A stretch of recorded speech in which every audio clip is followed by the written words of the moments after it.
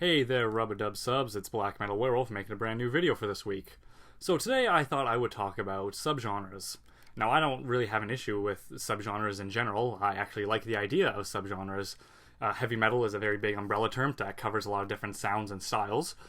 And it makes sense to, a lot of times, to break them up into different categories and separate them based on that sound and style. Not that they're like segregating them, it just makes sense, you know. Power metal sounds different than black metal sounds different than death metal sounds different than metalcore sounds different than classic metal sounds different than progressive metal. It makes sense to cut these things up into subgenres. We're all still a part of heavy metal, but because of all the different sounds and styles and stuff, it makes sense, right?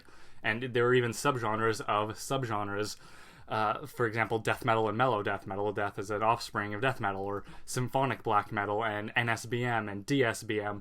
And there's all a shit ton of different types of metalcore, grindcore, deathcore, applecore, all these different cores, right? So it makes sense. I completely understand that. I have no issue with that.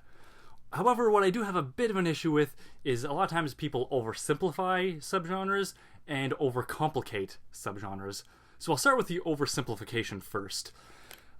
There's two bands that I think are most guilty. Well, the fans are most guilty of oversimplifying them, and that is like Amon Amarth and Ailstorm. I'm just going to use them as examples because they're the ones I'm most familiar with of people simplifying them. So, for example, Ailstorm. When I think of Ailstorm, to me, it's a folk metal band. But because they sing about pirates, people have not deemed them pirate metal. And Amon Amarth, they're mellow death, or some consider them folk metal, or maybe a bit of both. But since they sing about Vikings, a lot of people have deemed them Viking metal. And I'm very guilty of that. I call them Viking metal all the damn time. But to me, those are oversimplifications. Just because they focus on a specific subject, that means that it becomes its own subgenre. To me, that doesn't make any sense. It's all about the sound of the music. For example, if I were to start a thrash metal band and the main focus of my lyrics were dildos, not only would it be really, really fucking stupid, but would it be considered dildo metal? No, it's still thrash metal. I'm just focusing on dildos. I know that's a very big over-exaggeration, but doesn't that make sense? Just because a band focuses on one specific subject, does it become its own subgenre?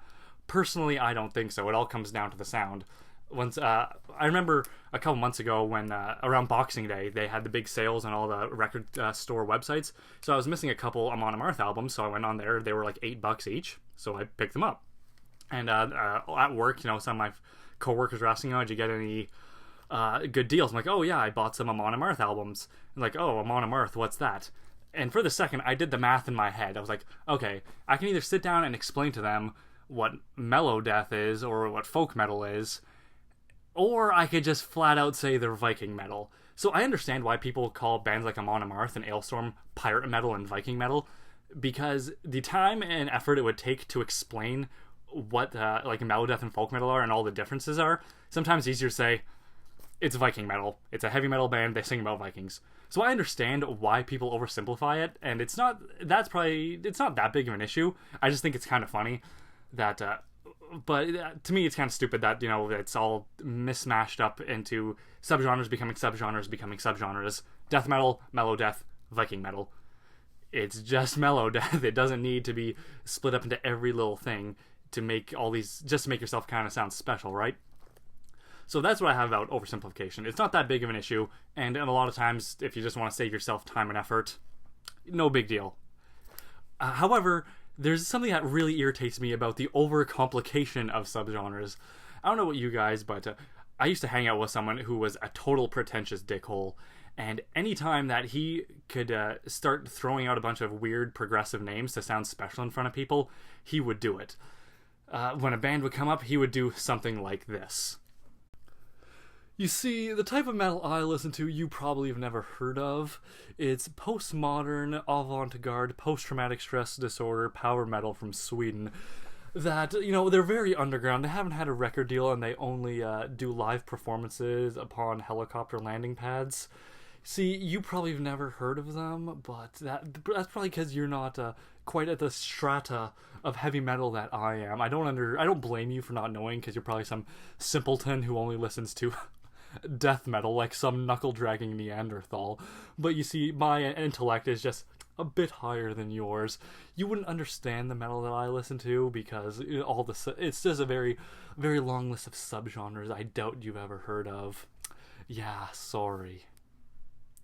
So you see, there are some people that take this overcomplication of subgenres to a whole new level of jackassery just to put themselves on a pedestal and put anyone who maybe not familiar with all these ridiculous terms, or maybe just not even into heavy metal, just to put them down as they put themselves up. It's a very unique way to insult somebody by putting yourself on a higher level while putting them down at the same time, by seeing like you're really intelligent, but you're really just making shit up just to sound smart.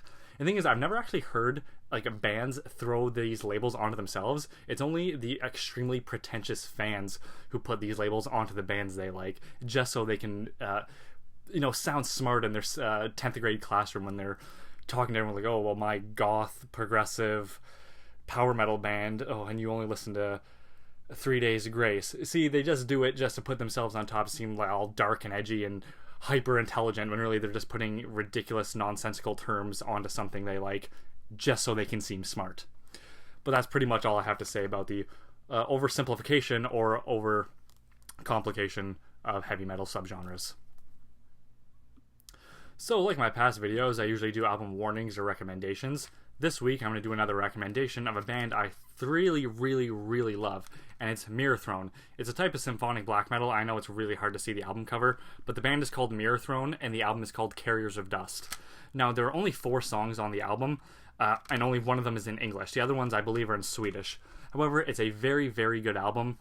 It's very solid. I recommended a Mirrorthrone album in the past, Gangrene, so definitely check out Gangrene and Carriers of Dust.